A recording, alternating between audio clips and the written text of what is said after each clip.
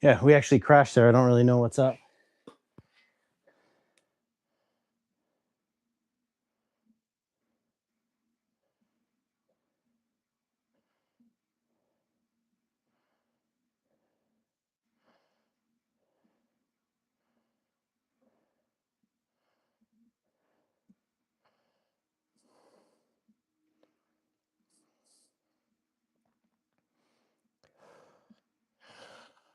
Yeah, we actually crashed there. I don't really know how that happened, but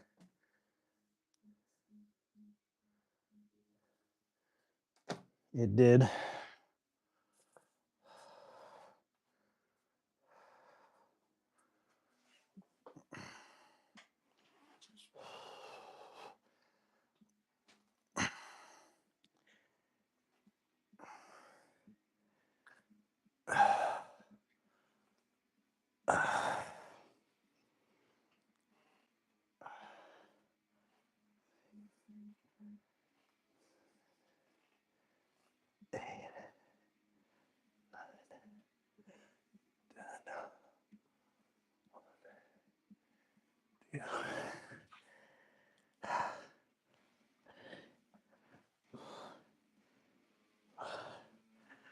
Uh, 5 more. 6.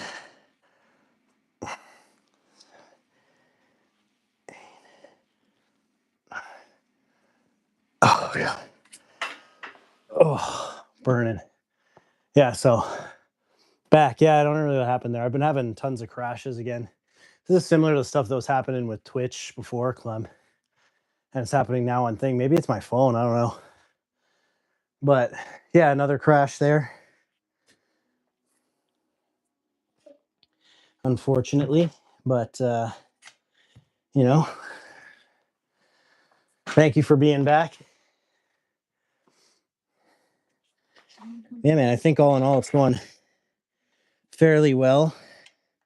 We're slowly, continuously getting closer and closer to that 200, which is kind of the mark I had in my head that I'd like to hit by my birthday. So hopefully that happens. And hopefully those videos will help and stuff. As you mentioned, I've got those videos coming up, or as I mentioned earlier, we're almost done the day in the life thing for today. And then, yeah, tomorrow will be the whole thing. But again, guys, please drop a subscribe. Helps out a huge amount. I see quite a few people in here. Drop a subscribe. As soon as I hit 200, I'm going to rip out 50 push-ups and 100 squats back to back, just straight out. Full bore, only stopping for 10 seconds when I need to. Just trying to rip it all out. So mentioning deload, how often do you do that? Awesome. So yeah, deload weeks. I do, it depends on the phase of training. So when I'm training like now for muscle gain and I'm lifting like a couple heavy days and some decent intensity close to failure, I usually do about 8 to 10 weeks between deload. So what I'll do is like I'll train 8 to 10 weeks on a program solid. And as long as I haven't missed any days due to injury or anything like that, then I'll take a deload week, let my joints kind of heal, get healthy before continuing on. And then I'll do another one before I start my next kind of phase of training. So I mentioned that this is the last week of muscle gain. So I actually, if I was still going for gaining, I'd probably keep going because even though it has been 8 weeks, because I actually don't feel too sore. Like everything hurts from training, but I don't feel any like bad joint pain or anything, which is great. Yeah, so that's kind of how I look at it. Is anytime you kind of tell, right? Your body starts to tell you when you're training hard. You get to this point where like you almost feel like tired before you're about to go work out. Is your body telling you like, okay, like central nervous system needs a break? And it's usually that. It's usually for me, joints and nervous system needs the biggest break. Or I notice needs the biggest break. And then, yeah, usually 8 or a week kind of does it for me. So 1 week deload. Basically, what I do is I still keep on the same program, but I do, yeah, I stay on the same program, but I do like kind of half to like a little more than half of my weight. And I just focus on like good, smooth, controlled reps, kind of like my squat was there. That was almost like a deload set, just a little heavier than I would normally do. Like I focus on full range of motion, pause at the bottom, 3/4 range of motion on the way up, and kind of like exhausting it with burn as opposed to, you know, yeah, as opposed to failing because I can't move the weight anymore. So that's yeah, that's kind of how I structure it. Sorry guys, I'm just doing something here. Yeah, that's how I've always kind of structured it. It's part of like just longevity, right? Being able to maintain lifting healthy a long time without severe injuries, or if I can avoid severe injuries.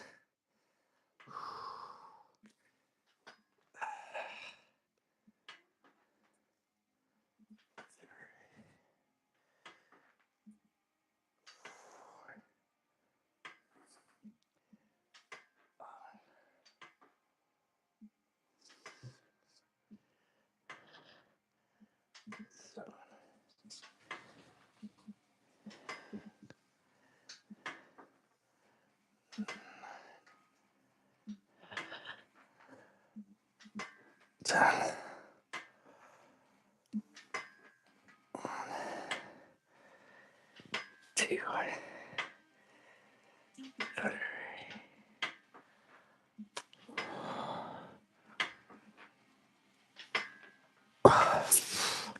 So yeah, that's really it. Nothing too crazy with it, but I find I feel better when I do it that way. But I got sick a week ago, so I was forced to deload. Oh, it's that. So that's perfect. That's like, that's kind of it, right? Like a deload week is kind of like that. So I got, that's why I was saying I probably wouldn't have done a deload if I wasn't changing to my cut.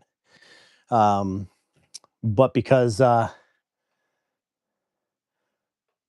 Place, awesome, man. Please do. That's amazing. Helps me out a ton. We're getting there. We're almost at the full thing. Every account you subscribe from, I'll subscribe back. So as long as it's public and I can see it when I check my subscribers, I will subscribe back to you. I do with everybody. I never miss a person. So appreciate you. It means a lot to have you guys as part of the community. But yeah, Clem, I actually got sick like 3 weeks into this new, or this second part after my last deload week. So, and I was out for like a full week. So that was kind of like a forced deload. That's why if I wasn't changing to my cut, I probably would have kept going. But yeah, still able to get majority of it in. I did my measurements at the midway point, and I gained 1/2 inch on my arms, 1/2 inch on my legs, full inch on my shoulders and chest. Was like a little under 1/2 inch on my forearms, about 1/2 inch on my calves. Nothing on my booty, unfortunately. For those of you guys who know, I got the Eastern European booty, so I'm trying to grow it, but it's giving me a hard time. But yeah, I grew everywhere. So I imagine I put on some lean mass and I'm stronger, and my weight stayed about the same, but my body fat's gone down. So all that points to I should have gained some lean mass throughout this program. So it's going to be interesting when I do the cut there to see. I'm going to take this cut very slow, unlike the 80-pound cut where I was just trying to get my health back. So this cut's going to be very slow, focused at trying to keep as much of my lean mass as possible. So I should just get like kind of leaner and leaner into my weight, hopefully.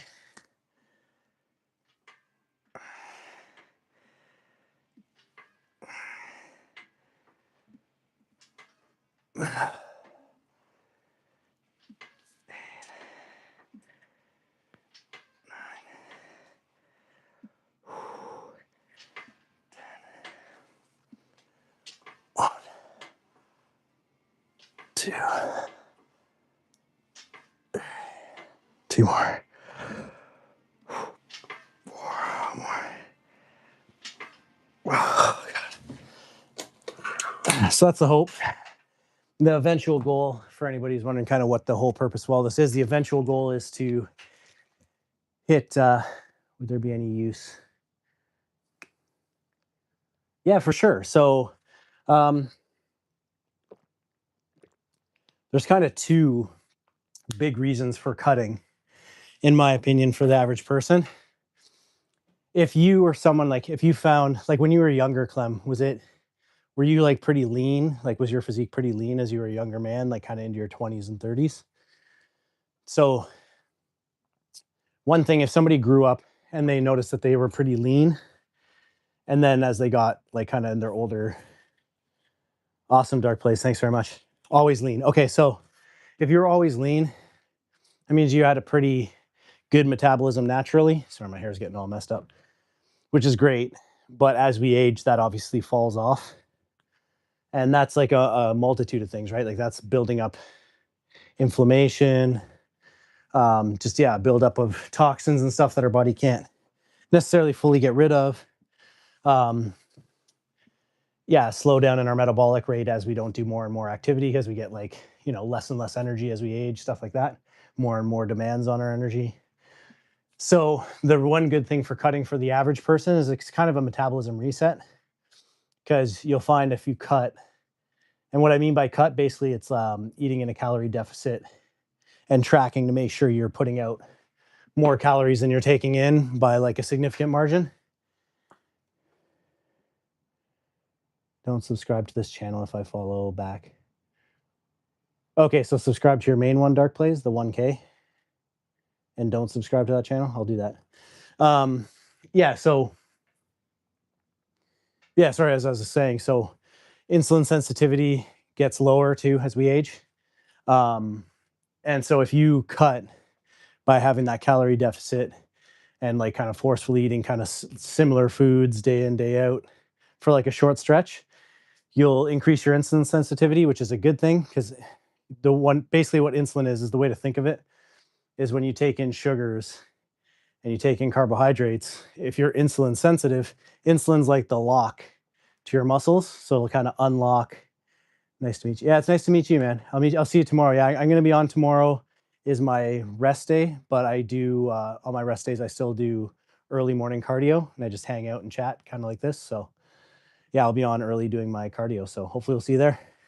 Appreciate you, man. It means the world to me that you joined. And yeah, feel free to share it with anybody that you think might be interested in a cool community and being part of something that's growing. So yeah, insulin sensitivity. Insulin is kind of the lock to the door that allows like nutrients to shuttle into your muscle or to get stored as fat, is the way to think of it. So if you're very insulin sensitive, that's a good thing. That means it'll open up that door and all the nutrients you eat in the day, if you're eating well, will shuttle into the muscle.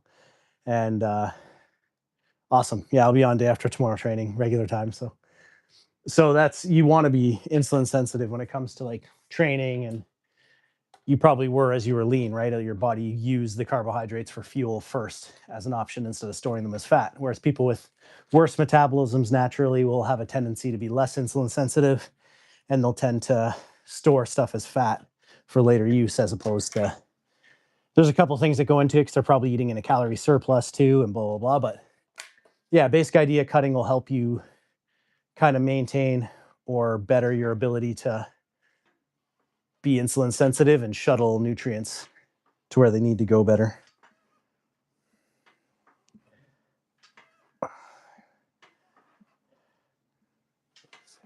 So there, yeah, short, long answer, long.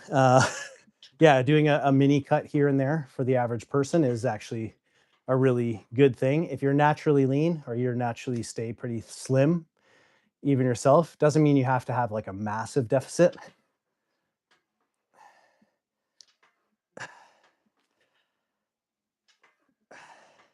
So like how I would do it if I were you, if you're naturally lean and you're still even kind of lean now.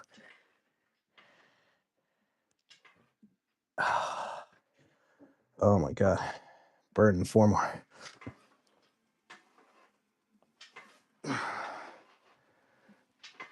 One more. Oh God, burning. Yeah, if I were in your shoes and I naturally stayed lean pretty easily, what I do is just find my maintenance calories, and then I'd basically just do, maybe 3 weeks at my maintenance, see what my weight does. Of course, man, anytime. I appreciate it. This is my favorite thing to talk about. So if I can help in any way, yeah, I do maybe 3 weeks at my maintenance level of calories, making sure my protein's at like a gram and a little bit more for those 3 weeks per pound of body fat or per pound of body weight. So I do that for 3 weeks. And then once I finish that 3 weeks, if my weight stayed the same, Diana, what's going on? Then I'd only do a deficit of about 250 calories. As soon as I'm done, baby, I'll come up and make you dinner, I promise. Can you hang out upstairs for 15 minutes? Okay, honey, I'll make it in about 10, 15 minutes, I promise, okay? She's a little bit snacky too. You can have a banana, you can have some fruit, but no sweets today, remember? We told you had way too much. Up, please. Sorry, that's my daughter. Yeah, ask Ganwell for strawberries, yeah. Strawberries is okay, but not a lot. Okay. Yeah, so I do that. In the 250 calorie deficit, basically what you should see is your weight still shouldn't move a ton. What should happen is maybe half a pound every week or two, but you should notice that you just get tighter and leaner. You still want to keep that protein at like basically 1 to 1.2. Not too many sweets, lady. Yeah, right? So she actually got in a lot of trouble this morning. So that's why she's told she doesn't get to watch it all today on YouTube or Netflix or anything.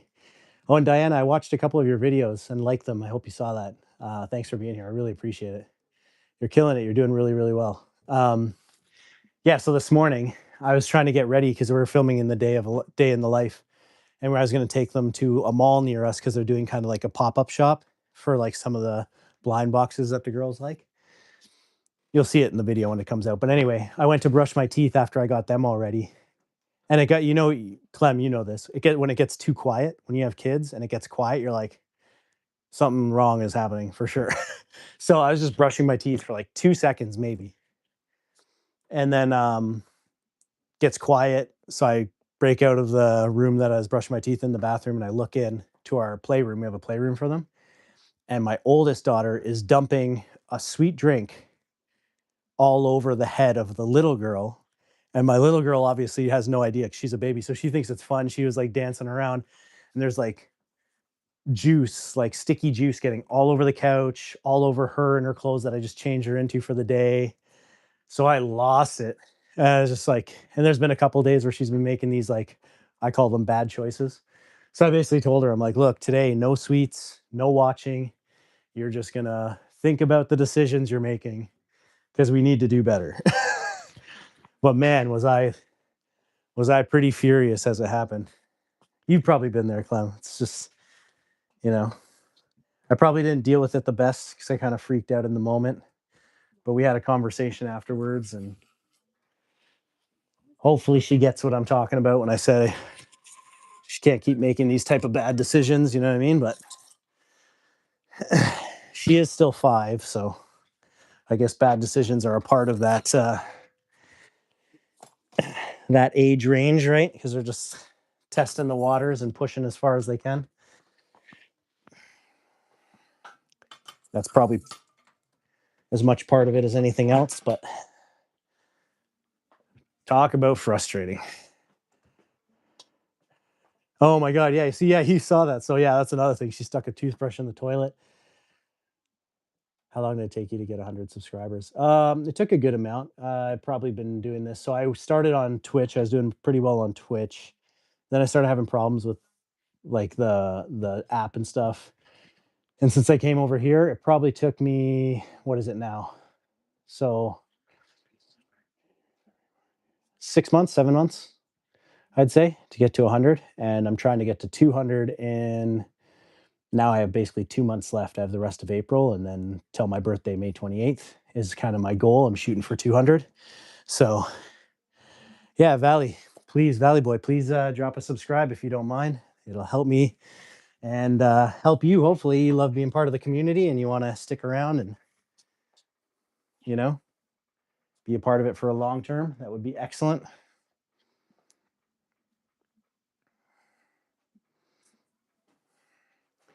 So this is, Darius and I were talking, this is my favorite kind of leg day exercise.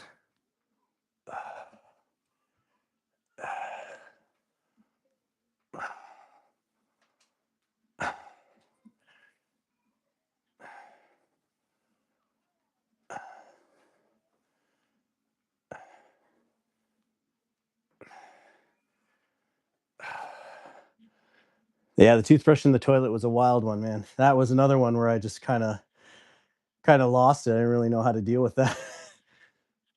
Because it's just, I think back, like Clem and I have talked about this a few times on stream, but things are so, different now. Sorry, guys, these kill me. One more. Oh God, burn is crazy. Yeah, things are so different now. Will do, brother. Awesome, man. Yeah, so Valley Boy, as long as I can find you after, I'll subscribe right to you as well, and we'll grow together, man. That's it. I hope to keep growing, and just subbed. Awesome, and I'll sub to you, man. Just stay on with me in the community as we grow. And I love to keep working with somebody, and maybe we can stream together sometimes, stuff like that. Yeah, Clem, sorry, I was saying, like, I think back to when we were kids, right? Like, that's a hard part for me to grasp is, like, I read a tons of books on parenting. That's like kind of my thing. And there I'll talk about dealing with the things that happen. And you almost see it like, it's not, I see it as like, in the moment, you see it as disrespect, right? As like purposeful disrespect. But then, like, breathing and slowing yourself down to realize that's not what's happening, right? Is she's just testing waters. But I think back to like when I was a kid, if I had have done that, my mom would have beat me senseless, right? And so that's where I guess I see it as disrespect, because there's no way I would have been allowed to get away with that. But funny enough, actually, my mother-in-law said it today, because I freaked out about her pouring the juice on her sister. She's like, yeah, it's different because it's a different time, right? And like, we've learned different things from being parents and stuff like that, where like you forget, or I forget sometimes, it's easy to say, well, my mom would have beat me, but it's also, that was my mom's first time being a parent, right? The same as it's like my first time being a parent. So I sometimes have to, like, I feel terrible and I'm like, oh, I'm a terrible dad. Like, I can't believe I defaulted to like yelling at her and blah, blah, blah. But then like coming back to it and just remembering like, hey, this is my first time being a parent too. And of course, you're going to feel some of these things a little deeper than you expect to. And I think, because I worked with a therapist a bit around some of my childhood stuff, and I think the biggest thing I took away from it, that my wife, like, I'm super lucky, man. My wife is like smart and kind and like gracious, like far too. I'm very, very lucky. I don't know what she sees in me, but I'm very, very lucky. But yeah, she says it all the time too, is that like, when I look back at it being a kid,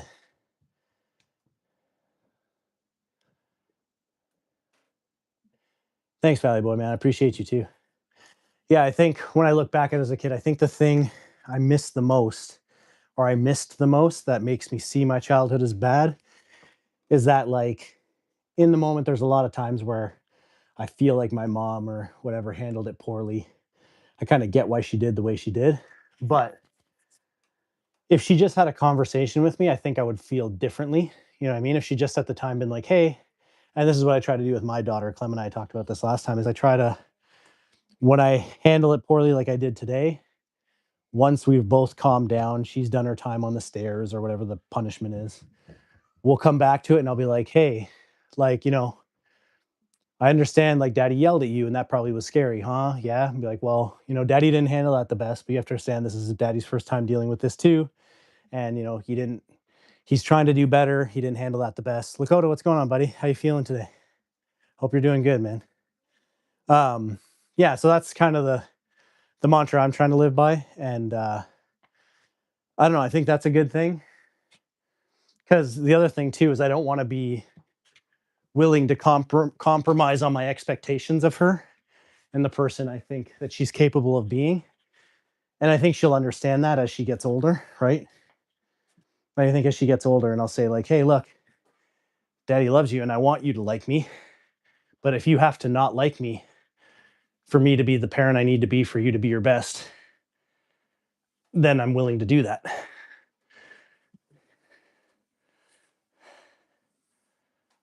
Sorry, guys. These take a lot out of me. It's the first I've done. So I think that's like what a good parent would do. But I think being willing to come back and have the conversation with her of like, look, like I love you more than anything, but it's because I love you that I'm not going to let you act this way to other people, to yourself.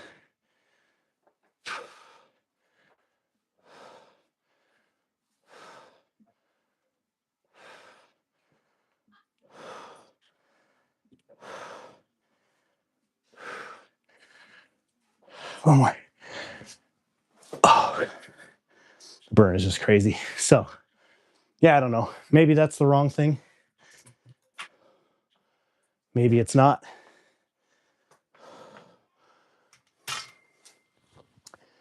But I feel like if I'm willing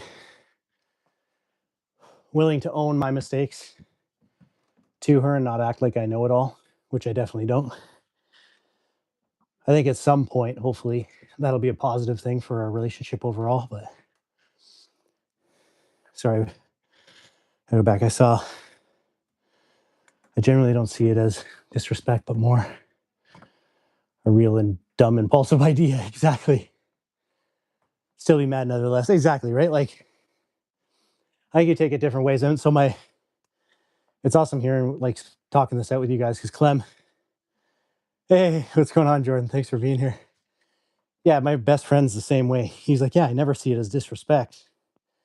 But he's like, sometimes it's just such a dumb, impulsive idea that I'm like, how could you even rationale that this would be okay? And he's still like, I'm equally as mad. So yeah, I struggle with the same parenting skills.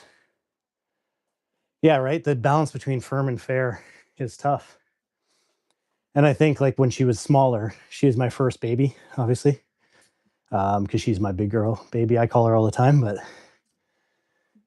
yeah, since she was my first, like I was very, very lenient.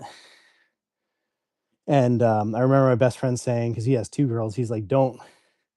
She's like, trust me. He's like, it's easier to be firm and then ease up than it is to be easy and then try to firm up, right? 179. Awesome. Oh, yeah. Jordan, thank you, buddy. I know you've been a big part of that too. It's super helpful, guys. I appreciate you so much. So, yeah, that's part of it, right? Like, and yeah, you're right. Like, knowing the difference between how to be firm and fair and the personality differences too. Like, that's a fun one because my baby girl, my little baby girl, she's like, so it's funny because like the oldest one looks like me, but has like tons of the traits. She has a couple traits of mine, but tons of my wife's traits. And then my little girl looks like my wife, but she has like all my personality traits. So I'm the super cuddly one in our family. Like I like to cuddle and I'm kind of sappy and lovey. And my wife's the opposite. She's kind of just like reserved and whatever. And she has to be in like the mood for cuddles and like, you know, but my little girl is like super cuddly. So even if I try to be firm with her, she's only about to turn 2. And she already knows.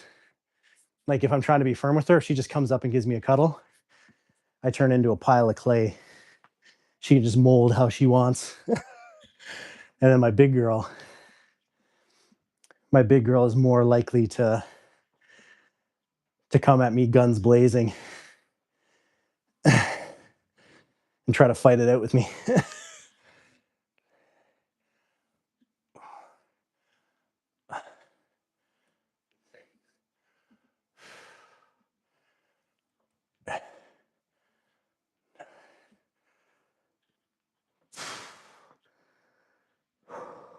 Ooh. I always find in my last set I start to see stars. All right. So this last foot. Ooh. 2.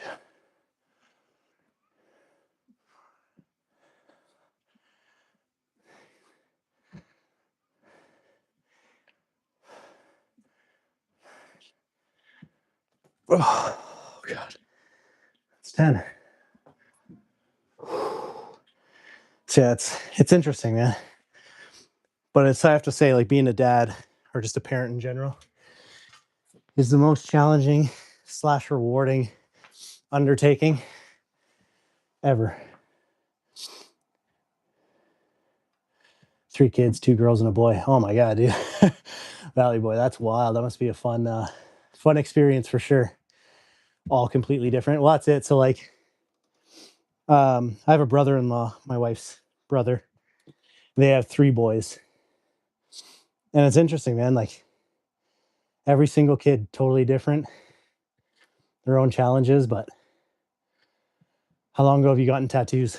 So all pretty spaced out. So these are fairly new. These are both my daughters with their names with sparrows. So all my tattoos are called neo-traditional style. Mostly. I have a couple that aren't, but sparrows are the bird that guide you home. That's the idea for sparrow. It's the thing that guides you home. So I have my daughter's names there. This is a neo-traditional picture of my wife. This is where my wife and I got married in Hawaii. I have a lyric from a song that means a lot to my wife and I in French. So they all kind of go like newest, newest, newest, newest. Those were all done within like a regular time. This is my oldest one. And then I have one. Then that's my second oldest one, third oldest. Or no, third oldest is here, fourth oldest. And this is a pretty new one too. That's a little saying my daughters and I have every night before we go to bed. And then this one we actually got done in Hawaii by a Hawaiian artist that has a tradition, has a tribal meaning or whatever. They all have, all the symbols have tribal significance. Yeah, so everything has like a pretty deep meaning. So yeah, they've been around, had tattoos for a long time. I still have plans to get more. And as we go here, like I'll even do some challenges with subscribers and stuff like that, and let you guys pick some tattoos as long as they're within reason. Lots and lots of ideas of different fun things we could be doing. But okay, so we're gonna do kind of like a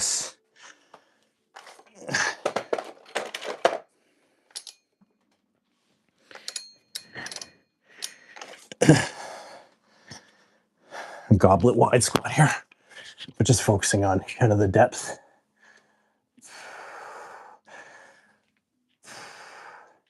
So this is easy. This is more hit abductors and part of the glute here. We're just focusing on a burn, not a heavy weight. Just do one set of 25.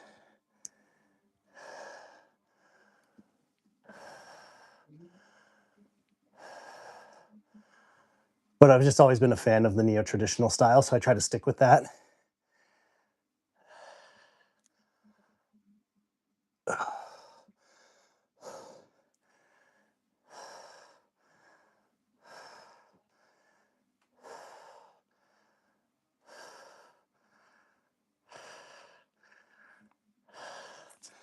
Oh my God, burns like crazy. 5 more.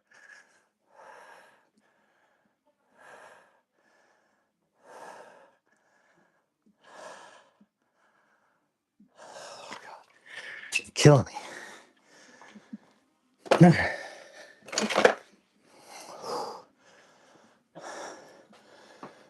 did I say? Off to bed, almost 12 p.m. Awesome, Clem. Thanks for being here, buddy. It means the world to me.